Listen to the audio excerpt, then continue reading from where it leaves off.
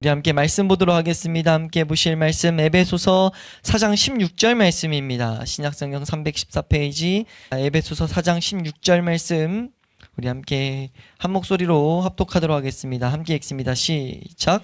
그에게서 온몸이 각 마디를 통하여 도움을 받음으로 연결되고 결합되어 각 지체의 분량대로 역사하여 그 몸을 자라게 하며 사랑 안에서 스스로 세우느니라. 우리가 오늘 이 시간 살펴볼 에베소서 4장 16절 말씀은 에베소서 4장 1절에서부터 이어진 말씀의 이제 결론입니다. 우리가 이 말씀의 결론에 대한 이 16절을 오늘 살펴볼 텐데 이걸 살펴보기 위해서 이 말씀을 제대로 우리가 적용시키기 위해서는 당연하게도 이 문맥 안에서 우리는 이 메시지의 흐름을 정확하게 봐야 된다는 것을 기억할 수 있길 소망합니다. 지금 이 4장 1절에서 16절의 핵심은 무엇이었냐면 우리 그리스도인들 참 성도는 이 세상 살아가는 동안 통일돼야 된다. 조금씩이라도 통일되게 되는 것, 하나 되게 하는 것들을 경험해야 된다라는 내용이 큰 골조예요. 그래서 사실 사장을 시작할 때 이렇게 말씀드렸죠. 실천적인 것들을 이제 가르친다고요. 그러니까 모든 실천적인 행동은요, 이 통일의 원리에 이제 바탕에서 세워져야 됩니다. 그러니까 우리는 통일의 원리를 반드시 제대로 해놓지 않으면 실천에 뭘 아무리 잘하든 이 뒤에 우리가 하라는 내용들이 나왔을 때 그걸 아무리 잘하든 그건 하나님과 상관없는 일이 될 수 있다는 거예요. 왜요? 실제로 교회 역사 가운데 우리가 교회에서 하나님 말씀한 말씀대로 뭘 산다고 겸손해야 된다, 서로 뭐 도와줘야 된다, 서로 뭐 봉사를 많이 해야 된다, 이런 하나님 말씀을 실제 성경 말씀을 가지고 가르치면서 그걸 해나가는 교회 역사 가운데 이 방법이 맞니? 저 방법이 맞니? 이런 것들로 오히려 분열을 일으키는 역사가 교회 안에 계속해서 이루어지고 있어요.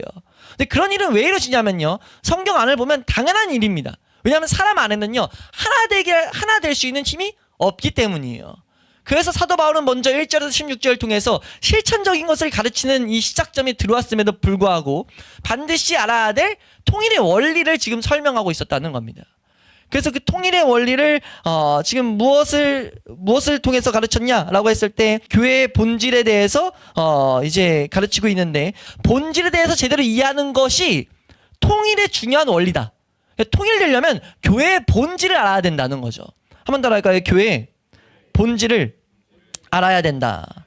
그러니까 교회의 본질을 알아야 된다라고 해서 4절부터 이제 이 말씀들을 가르치는데, 거기엔 어떻게 보면 교회의 모든 원리들이, 교회에 대한 교리들이 다 담겨 있다고도 볼 수 있는데, 바울이 말하고자 하는 건 교리가 아니죠. 어떤 지식적인 게 아니에요. 뭐냐면 실제 자라가게 돼야 된다는 것을 강조하고 있습니다. 우리가 그것을 15절 말씀, 이제 결론, 저번 시간에 살펴본 것처럼 결론에 대한 핵심적인 말씀, 자라야 된다. 이 자라야 된다는 게 핵심이라는 거죠. 결론에 우리가 가져야 될 중심의 내용이 돼야 된다는 거예요. 그리고 그거에 대한 좀 더 이제 자라는 것에 대한 원리가 16절에 적혀 있다 라고 봐도 우리가 무방합니다. 그래서 우리가 이 문맥의 이 단락의 마지막에서 우리가 기억해야 될 것은 우린 반드시 자라가야 된다. 한 번 더 할까요? 신앙인은 반드시 자라가야 된다.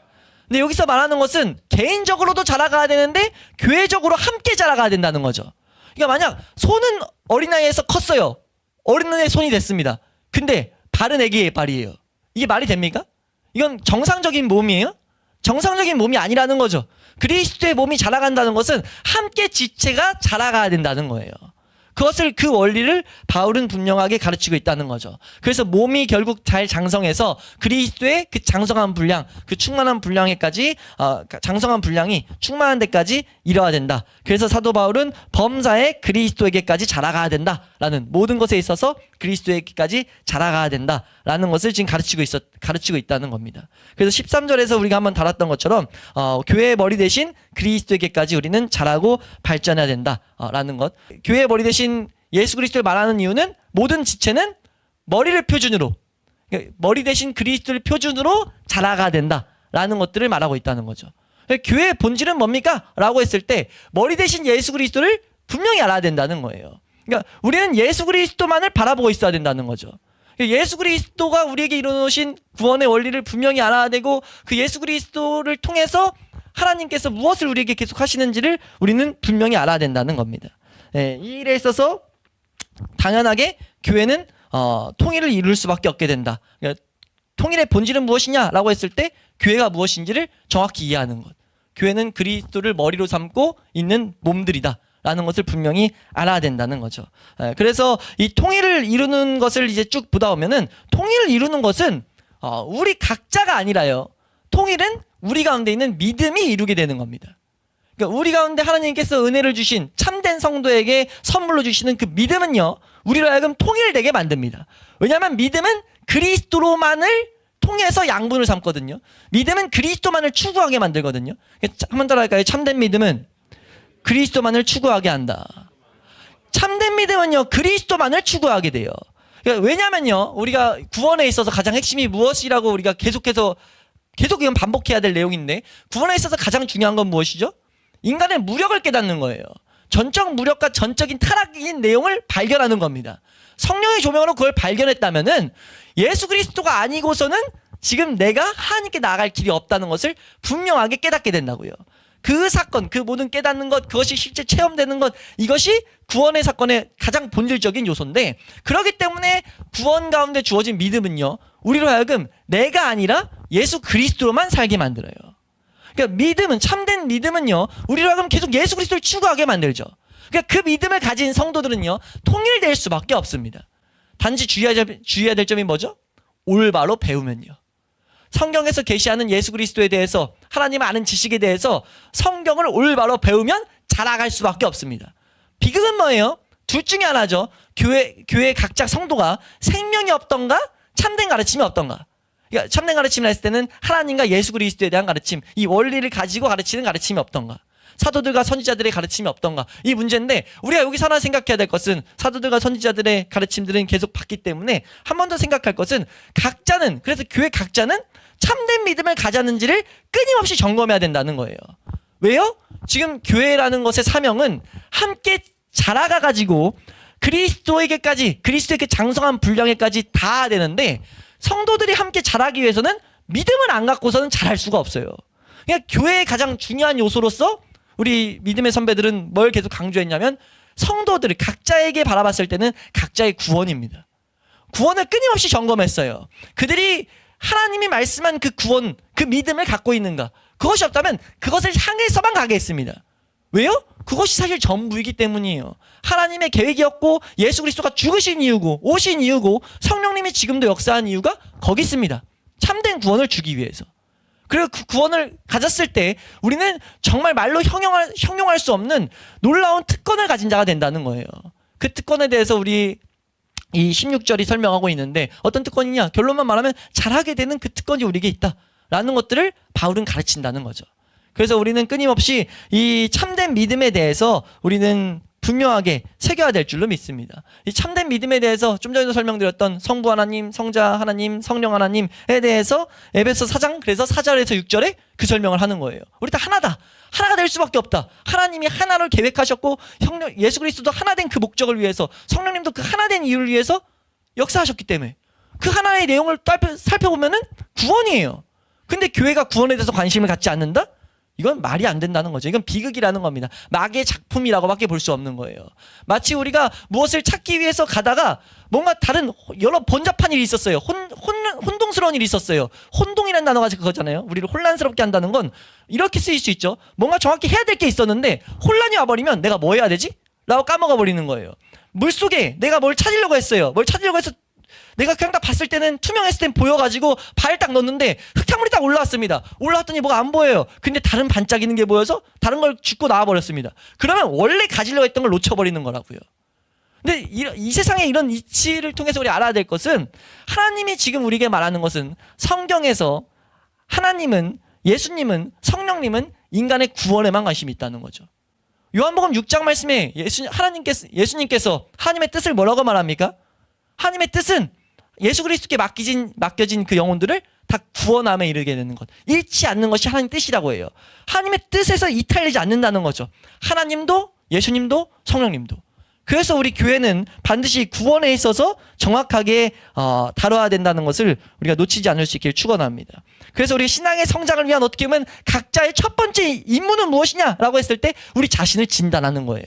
나에게 구원이 또렷하게 있는가 없는가. 네. 그래서 구원을 이루어졌다면은 머리로부터 생명이 나에게 흘러 들어오고 있는가를 우리는 확인해 볼 수 있다라는 것. 그래서 우리가 이걸 이렇게 함으로써 더욱더 우리가 무릎을 꿇고 우리가 회개하며 우리의 연약과 죄를 고백할 것이고 우리가 하나님의 자비와 긍휼을 구하게 될 것이다 라는 이런 내용들을 점검 때마다 우리 믿음의 선배들이 가르쳐요. 점검이 너무 중요하다. 점검이 있어야 반드시 하나님의 자비를 우리가 구하게 된다라는 것. 예, 그렇게 돼서 자비를 구할 때, 하나님의 긍휼을 구할 때 우리는 우리의 소생의 은혜를 얻게 되고 이 원리들이 우리의 삶 가운데 경험되게 된다라는 것들을 우리가 기억할 수 있기를 주의 이름으로 축원합니다. 이것이 너무나 중요함에도 불구하고 우리 믿음의 선배 중에 한 분은 이 부분에서 영적인 본질을 다루는 데 있어서 이제 돌아가신 목회자인데 그 목사님께서 뭐라고 말씀하시냐면 이 시대 별로 오래되지 않았어요. 불과 100여 년 전에 몇십 년 전까지 계속 같이 우리 시대에 있었던 분이 뭐라고 말하냐면 이 시대 지금 그분이 말했던 데보다 지금은 더 심해졌거든요. 근데 그 시대만 해도 뭐라고 하냐면 우리가 이 본질이 너무 중요한데 교회의 본질이니 구원이 너무 중요한데 교회가 이 본질에는 관심이 없고 자꾸 수에만 관심이 있다. 교회가 부흥한다는 것은 한 영혼이라도 구원을 향해서 나아가는 것은 부흥이에요. 그것을 통해서 우리가 머리로부터 생명을 공급받으면 교회가 자라가고 있는 겁니다. 근데 그거엔 관심이 없고 수가 불어나는데 관심이 계속 있다는 거죠. 그러니까 자꾸 뭐 하게 됩니까? WCC 같은 걸 만들어가지고 우리가 술을 불려가지고 하나님을 나타내자 이런 소리를 하고 있다는 거예요. 이거는 완전히 영적인 생각이 아니며 교회 성경과 오히려 반대되는 내용이다라는 것. 우리가 교인들의 수나 교회의 크기가 중요하다고 믿는 것은 성경의 모든 교훈과는 정반대라는 것을 우리는 분명히 알 수 있기를 주 이름으로 축원합니다. 구약과 신약을 보면 이런 원리가 반대되는 내용이 너무 많죠. 소수의 사람들로 하나님은 계속 일하셨다고요. 교회 역사를 봐도요. 소수의 사람들로 진리를 수호하게 만들었어요. 종교개혁 역사를 봐도 이단을 분별하는 역사를 봐도 다들 모든 교회들이 너가 틀렸다고 하는데 성경을 가진 사람이 진리를 가진 사람이 한 사람이 꿋꿋이 붙들어 가지고 그 진리를 수호하게 만드는 역사들을 하나님은 이 교회 역사 가운데 보게 만드셨다고요. 그럼 그들이 어떻게 해서 그걸 가능하게 했는가라고 했을 때는 그들 안에 역사하시는 하나님의 능력이라는 것을 우리는 보게 된다는 겁니다. 그래서 교회 안에서 중요한 것은 숫자가 아니라 그리스도에 대한 우리의 관계고 교리에 대한 순수성이다 라는 것을 우리는 분명히 알 수 있기를 주 이름으로 축원합니다. 그래서 예수 그리스도가 교회의 생명이고 교회 안에 모든 힘과 모든 능력과 모든 활력의 근원은 예수 그리스도다. 그래서 그리스도로부터 모든 힘은 공급받게 된다 라는 이 원리가 먼저 세워져 있어야 우리는 올바로 자라갈 수 있어요. 그래서 그 원리를 이제 설명하는 것이 16절입니다. 그래서 16절 말씀은 참된 성도로서 우리가 서 있을 때 우리가 어떻게 해서 자라가게 되는가에 대해서 이제 설명하는 구절인데 우리가 이 16절에 있는 이 표현들을 우리가 좀 살펴보고 이 용어들을 좀 살펴보고 나서 전체를 이렇게 간단히 이렇게 다루도록 하겠습니다.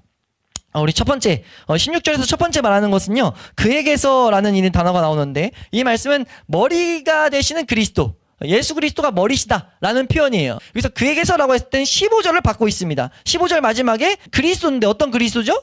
머리 대신 그리스도. 지금 이걸 가르치고 있어요. 그래서 머리 대신 그리스도를 통하여 지금 양분이 공급되고 있다라고 말하는 건데 지금 여기서 강조하는 것은 그리스도가 교회의 머리 되신다라는 것을 다시 한번 강조하고 있는 겁니다. 바울이. 그러니까 몸을 설명할 때는 항상 바울은 머리 대신 그리스도를 언급해요. 이걸 반복하는 이유는 무엇입니까? 중요한데 자꾸 망각하기 때문이에요. 사람들이 예수 그리스도께만 공급받아야 된다는 것을 당연함에도 불구하고 그걸 망각한다고요. 예수 그리스도에 대해서 언급은 중간중간 등장을 합니다. 근데 액세서리 취급일 뿐이에요. 예수 그리스도가 모든 것이 돼야 되는데 머리라는 건 모든 겁니다. 근데 모든 것에 대한 원리가 망각돼 있어 버려요. 이 비극이 교회 역사 내에 교회 역사 가운데 계속 반복됐다는 거죠.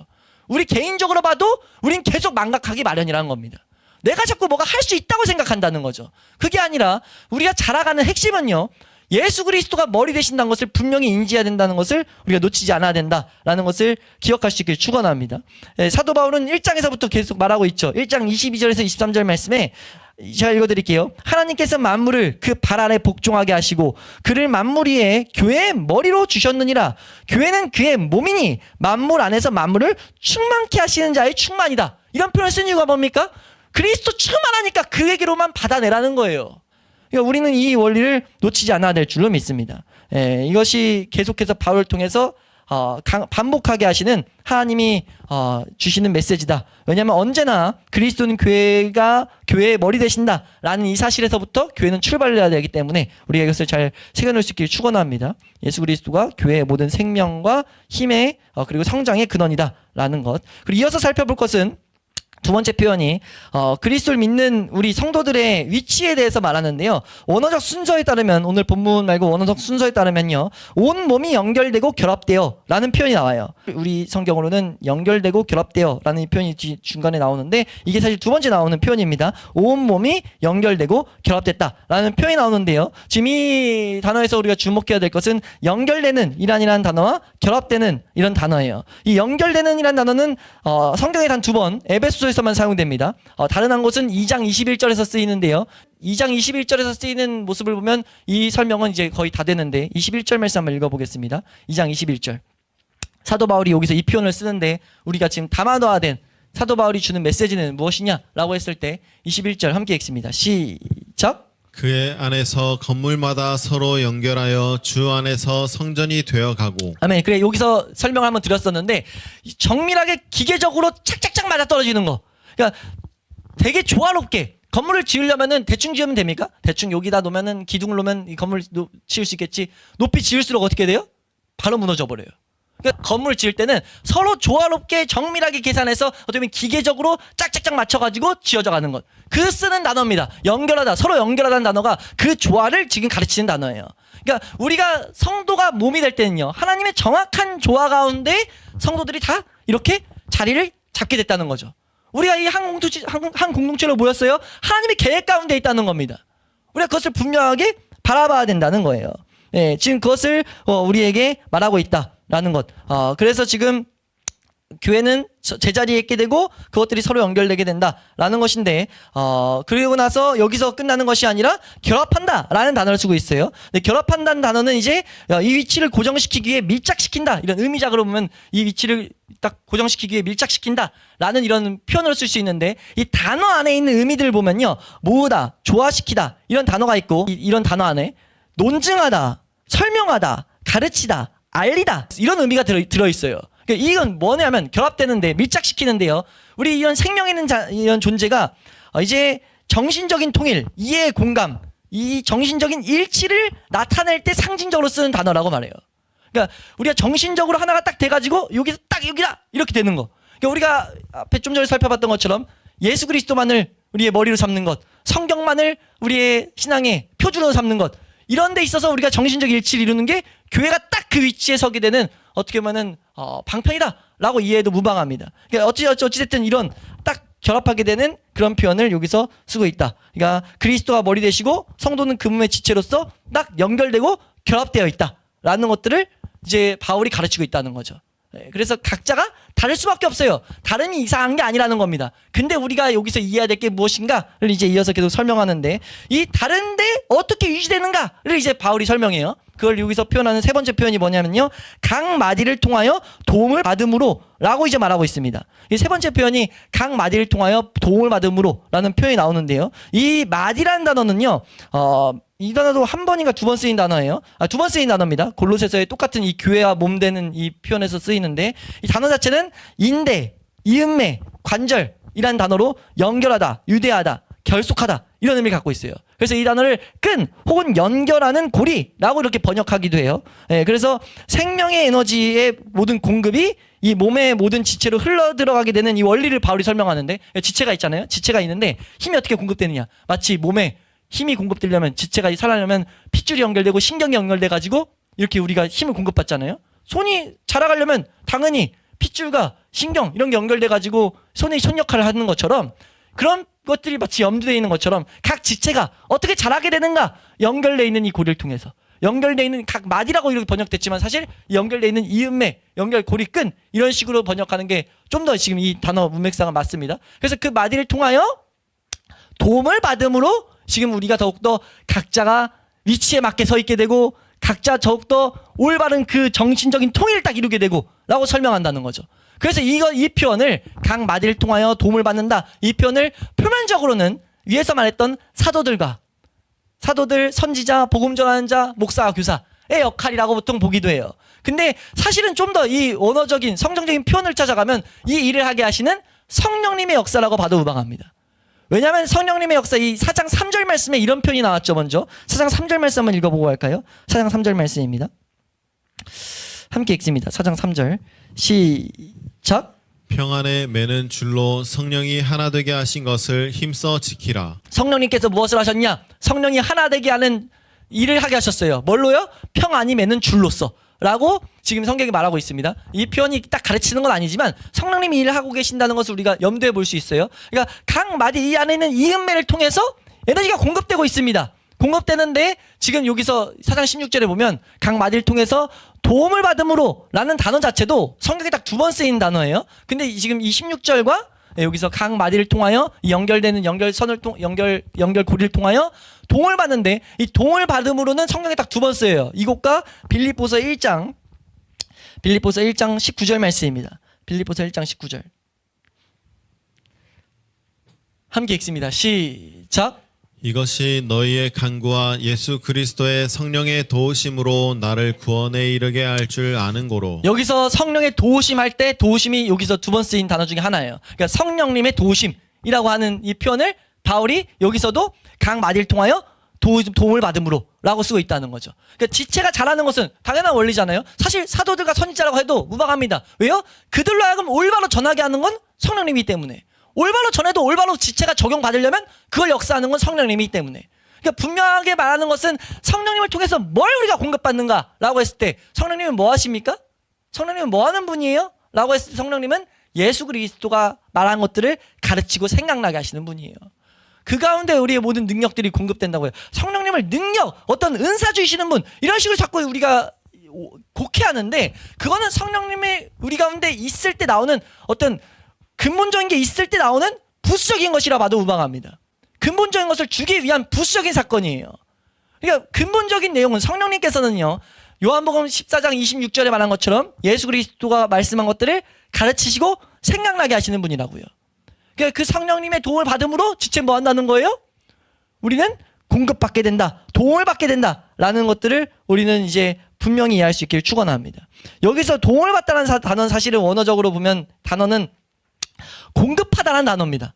공급하다라는 단어인데 이 공급하다라는 단어의 뜻은 풍성한 공급, 과잉된 상태, 막 풍성하게 지금 공급되고 있는 것. 단순하게 충분한 게 아니라 풍성한 공급을 말하는 게 지금 요한에서 쓰이는 단어라고 이제 보통 단어를 설명하거든요. 그러니까 마치 이것도 성경에서 가르치는 맥락에서 우리 요한복음 1장 말씀 보면은 우리가 예수 그리스도께로부터 은혜를 받는데 은혜 위에 은혜다. 충만 위에서 충만을 받는 거. 이런 표현을 성경 가운데 곳곳이 하고 있는데 우리가 이 표현은 에베소에서 나왔죠. 에베소에서도 뭐라고 했습니까? 그 은혜의 지극히 풍성함, 지식에 넘치는 그리스도의 사랑을 알아 하나님의 모든 충만하신 것으로 너에게 충만하게 하시기를 원한다. 이런 표현들 계속 썼다고요. 예수 그리스도께로 공급받아야 되는 원리를 다시 한번 이 마지막에서 바울은 우리에게 분명하게 이렇게 기억하게 만들고 있는 겁니다. 우리 성도들은 무엇이냐? 라고 했을 때 성도들은 성령의 도움을 받아가지고 성령의 공급을 받아가지고 예수 그리스도를 계속 그 머리 대신 예수 그리스도를 계속 보는 거다. 그랬을 때 우리가 뭐 하는 거예요? 연결되고 우리가 결합되는 거예요. 성도가 통일되는 유일한 원리는요. 성령님의 역사를 계속해서 우리가 경험하는 겁니다. 그 성령의 역사를 우리가 올바로 추구할 수 있기를 주의 이름으로 축원합니다. 예, 그래서 그 마지막 표현, 이걸 여기서 끝나지 않고 마지막 표현이 이렇게 나오는데요. 각 지체의 분량대로 역사하여 라고 말하고 있어요. 그러니까 얼마나 분명하게 사도 바울이 표현하냐면 각 지체가 다르니까 그 지체에게 필요한 만큼 하나님은 역사하신다는 거예요. 우리가요, 이 교회 생활하면서 우리가 자꾸 이렇게 싸우게 되고 만족하지 못하는 이유는요. 비교하게 되고 자꾸 내가 내 가운데 남을 계속 보기 때문인데요. 우리 분명 성경은 뭐라고 말하냐면요. 각 지체에 맞게, 각 분량에 맞게 성령님께서 필요한 만큼 주신다는 거예요. 그러니까 우리가 있을 만큼 주신다는 거죠. 우린 그걸로 만족할 수 있습니다. 그걸 주목한다면요. 마치 우리 그 품꾼의 비유라고 해서 이제 예수님께서 9시, 12시, 3시, 5시에 일하러 부른. 그러고 나서 9시 일하는 사람들이 뭐라고 합니까? 마지막에 약속을 하고 나서 일삭을 하시니까 9시 일하는 사람이 나는 더 많이 받을까? 이런 생각을 해서 이제 왜 공정하지 않게 줍니까? 마지막에 그러잖아요. 똑같이 주니까. 그때 예수님 책망하시거든요. 주는 사람 맘이고 내가 주는 대로 약속한 대로 줬더니 네가 날 불공정하다고 하냐? 내가 지금 그렇게 말하는 게 맞냐? 라고 말하는데 거기에 핵심적인 교훈은요. 그 일꾼이 받게 된 것에 대한 값어치를 몰랐다에 있어요. 받게 된 것, 성도가 받게 된 건 뭡니까? 성도가 받게 되는 건 영원한 하나님의 그 나라에 동참함을 갖게 된 거예요. 그러니까 각자가 이 세상에서 하나님의 은혜를 받게 되고 안 받게 되고는 얼마나 많이 받고 적게 받고는 중요치가 않습니다. 각자가 받았다는 것 자체가 증거가 될 수 있다는 거죠. 각자가 충분히 만족할 수 있는, 뭘 바라봤을 때요? 하나님을 볼 수 있게 되는, 하나님 나라를 꿈꾸게 되는, 하나님 나라를 꿈꾸기에 가장 필요한 만큼 주시는 거예요. 근데 그걸 우리가 주목한다면 만족하고 우리가 충분히 감사하면서 주신 거 안에서 서로 우리가 도와가면서 서로 사랑하며 살 수 있는데요. 마귀가 계속해서 비교하게 만드니까 뭐 하게 되는 거죠? 이 원리를 망각하니까 뭐 하게 만드는 거예요? 하나님 분명히 하나님 말씀하신 원리거든요. 각 지체의 분량대로 역사했다. 역사하다는 건 효능 있게 주다라는 이런 표현이거든요. 효능 있게 각 지체의 분량대로 주셨어요. 가장 지혜에 충만하신 그 하나님께서 사람에게 맞게 주셨다고요. 근데 우리가 그걸 가지고 왜 이건 좀 틀린 것 같은데요? 이렇게 재단하는 것 자체가 이건 사실 얼마나 큰 교만이며 얼마나 큰 잘못된 시선을 갖고 있는 것임을 드러내는 하나의 증거다라는 것들을 우리가 분명히 새겨놔야 될 줄로 믿습니다. 예, 그래서 우리 각 사람에게, 우리 위에서도 말했죠. 각 사람에게 그리스도의 선물을 분량대로 은혜를 주셨다라고 이 4장 위에서 말했던 것을 다시 마지막 이 16절에서 강조하고 있는 것과 같다라는 것이라고 우린 이해하시면 됩니다. 이 표현들을 쓰면서 결론적으로 뭘 말하고 있는 겁니까? 이 원리는 뭐냐? 이걸 왜 알아야 되냐? 이것이 교회가 자라게 하는 것이다 라고 지금 설명하고 있다는 거죠. 이 모든 것은 몸이 자라기 위한 것이다 라고 말하고 있어요. 그 몸을 자라게 하며 사랑 안에서 스스로 세우느니라 라는 말씀으로 이 말씀을 완성시킵니다. 이 구절이 딱 완성되죠. 이걸 통해서 그 몸을 자라게 하며 사랑 안에서 스스로 세우게 된다. 그러니까 그 몸이 서로 자라게 되는 것, 이 원리를 정확히 알고 우리가 각자 지체가 이 원리로부터 머리로부터 제대로 공격을 받을 때 우리는 각자 돌보면서, 이 의미 안에 또 이런 의미가 담겨 있죠. 서로 돌본다는 거예요. 모든 생명의 공급은 머리로부터 오고 성령님의 역사로만 온다라는 것을 본질로 두고 이제 설명드리는 것을 이해하면은 틀리지 않습니다. 뭔 설명이냐면 지체들끼리 연결돼 있을 때 머리에서 다이렉트로 연결 안 된다고요. 몸과 몸을 통해서 연결된다고요. 그래서 하나님께서 서로 사랑하라고 말했다고 우리는 봐도 무방합니다. 왜요? 우리가 서로 사랑을 통해서 내가 먼저 하나님 사랑을 알게 돼요. 그리고 우리가 서로 사랑을 통해서요, 하나님의 사랑을 모르는 사람들이 하나님 사랑을 알게 됩니다. 이건 성경의 가르침이거든요. 우리 요한일서 4장 7절 8절 말씀 보시면요. 요한일서 4장 7절 8절 함께 읽습니다. 요한일서 4장 7절 8절 말씀 함께 읽습니다. 시작. 사랑하는 자들아, 우리가 서로 사랑하자. 사랑은 하나님께 속한 것이니 사랑하는 자마다 하나님으로부터 나서 하나님을 알고 사랑하지 아니하는 자는 하나님을 알지 못하나니 이는 하나님은 사랑이심이라. 아멘. 이 4장 말씀을 쭉 보면요, 이 사랑에 대한 이 원리를 말하면서 서로 사랑해야 된다는 것과 이 사랑이 없으면 사랑을 통해서 하나님을 우리가 드러낸다는 이런 원리들을 설명한다고요. 근데 우리가 분명히 알아야 될 것은 이 원리가 이 결론으로 드린 이유는 예수 그리스도가 머리 되시는데 그 머리를 뭐라고 말합니까? 사랑의 본체라고 말해요. 그러니까 예수님은 사랑의 본체입니다. 예수님이 머리가 사랑이라면요, 몸도 반드시 뭐여야 돼요? 몸도 사랑이어야 되는 게 당연한 거예요. 그걸 우린 분명하게 바라봐야 된다는 거죠. 그러니까 하나 된 일에 있어서 무엇보다 중요한 것은요, 사랑이에요. 스스로를 사랑 안에서 세운다는 것을 우리는 분명히 알아야 됩니다. 우리는 사랑 안에서 서야 된다. 우리 저번 시간에 봤던 내용이죠. 우리가 그리스도의 사랑을 알아야 돼요. 하나님 사랑을 알아야 돼요. 그리고 그 사랑을 가지고 뭐 해야 됩니까? 서로 사랑을 나타내야 됩니다. 그렇게 될 때 교회는 뭐 한다는 거예요? 교회는 자라가게 된다는 거예요. 우리가 그 원리를 분명하게 이해할 수 있길 축원합니다. 사도 바울이 말하는 것은요, 교회의 영광과 교회의 각 지체로서의 우리 위치의 영광을 지금 설명하고 있는 거예요. 우리 각자가 그냥 교회로서의 지체가 된 것이 얼마나 큰 영광인지 알아야 된다. 왜 영광입니까? 왜 특권입니까? 이건 특권이거든요. 왜 특권이에요? 지체가 됐다는 건 공급받는다는 거예요. 그럼 지체가 됐다는 건 우리가 힘써야 될 건 공급받는 데 힘쓰고 그걸 통해서 서로 세워야 된다는 거죠. 누가 잘하는 걸 이상하게 여길 필요가 없어요. 그 잘하는 건 나에게도 복입니다. 왜요? 그 사랑이 결국은 흘러 들어올 거기 때문이에요. 손만 잘하는 일은 없어요. 손이 영양분이 같다면요, 나머지 이 몸과 나머지 다리에도 영양분이 가는 게 정상이에요. 손에게 영양분을 주셨다면요, 그건 나에게도 주신다는 겁니다. 우리가 그 원리를 분명히 알 수 있기를 주의 이름으로 축원합니다. 그래서 우리에게 주신 책임 무엇입니까? 병들거나 우리가 죄를 범하거나 무기력한 다른 지체로 인하여 고통당하는 것은 교회 안에 당연한 일이에요. 근데 그 일을 우리가 그냥 방관하면 안 된다는 거죠. 우리가 그 가운데 우리가 먼저 내가 그리스도의 사랑으로 충만하고 그 사랑을 가지고 사랑을 계속 나눠야 된다는 겁니다.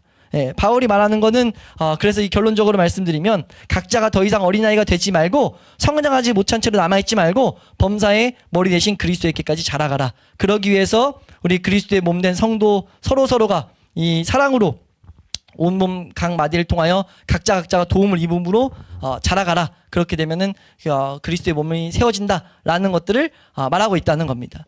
우리가 이 지식들이 우리를 사랑으로 인도하지 못한다면 아무런 가치가 없다는 것을 우리는 분명히 해놓을 수 있길 축원합니다. 예, 어떤 신앙적인 감정을 받았어요? 어떤 은혜를 받았어요? 그것들이 나를 하여금 사랑으로 인도하지 못하면요, 그건 잘못된 거예요. 우리 신성한 성품의 마지막도 형제 사랑입니다. 예수님이 주신 세 계명도 뭡니까? 한 사랑하는 것 같이 너희가 서로 사랑해라. 이런 말이 나온 이유를 알아야 돼요. 우리 요한복음 14장 21절 말씀 보면 세 계명을 13장에 말하고 14장에 말하죠. 계명을 지키는 자라야 날 사랑하는 자다. 함께 읽습니다. 시작. 나의 계명을 지키는 자라야 나를 사랑하는 자니 나를 사랑하는 자는 내 아버지께 사랑을 받을 것이요 나도 그를 사랑하여 그에게 나를 나타내리라. 이 말이 나온 이유를 알아야 된다는 거죠. 이게 지금 오늘 이 사도 바울이 이 본질을 깨뜨리고 이 본질을 설명하고 있는 겁니다. 우리 고린도전서 13장 1절에서 3절 말씀입니다. 우리가 어떤 업적이 있더라도요, 사랑이 결국 없으면요 아무것도 아니라고 말하는 이유가 여기 있어요.